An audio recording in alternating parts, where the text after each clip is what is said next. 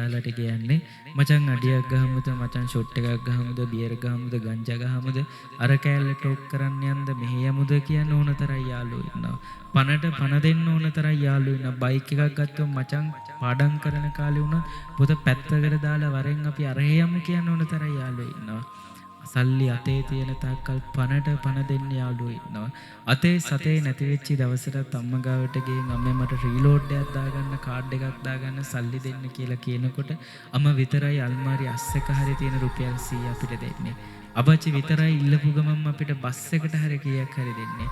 ඔය පනට පන දෙන්න කතා කරපු මොන යාළුවෙක්වත් අන්නේදාට අපිට ඉතිරි වෙන්නේ නැහැ. හැමදාම බයික් කට් අරගෙන තුම්මන් හන්දි ගානේ හතරමන් හන්දි ගානේ කඩවල් අයිනේ හැමදාම රස්තියාදුකාරයෙක් වගේ බේබද්දෙක් වගේ බිබී ඔහේ ජීවිතේ කාලකන්ණි කරගන්නට වැඩිය දවසක හොඳ බෙන්ස් එකක් ප්‍රාඩෝ එකක් හොඳ වාහනයක් අරගෙන දවසක රජෙක් වගේ මේ ගමේ ජීවත් වෙන්න පුළුවන් නම් අම්මා අන්නේදාට ආඩම්බරෙන් ගමේ හැමෝටම කියයි අද මගේ පුතා වාහනයක් ගෙනාවනේ කියලා අම්මා අප්පච්චි තරම් ආඩම්බර වෙන කවුරුවත් නැහැ. අන්න එදාට අම්මා ගමේ හැමෝටම කියයි.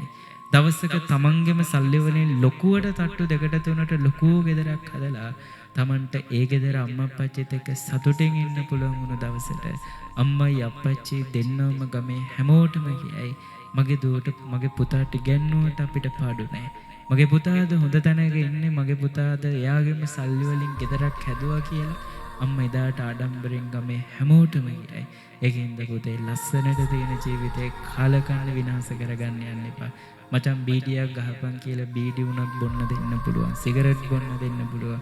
අද වෙනකම් හොරෙන් හරි ওই දේවල් කරා වෙන්න පුළුවන් පුතේ. හැබැයි අද ඉඳන් ඒ දේ නොකර අද ඉඳන් හැම වැරද්දක්ම නිවැරදි කරගෙන ජීවත් වෙන්නකෝ.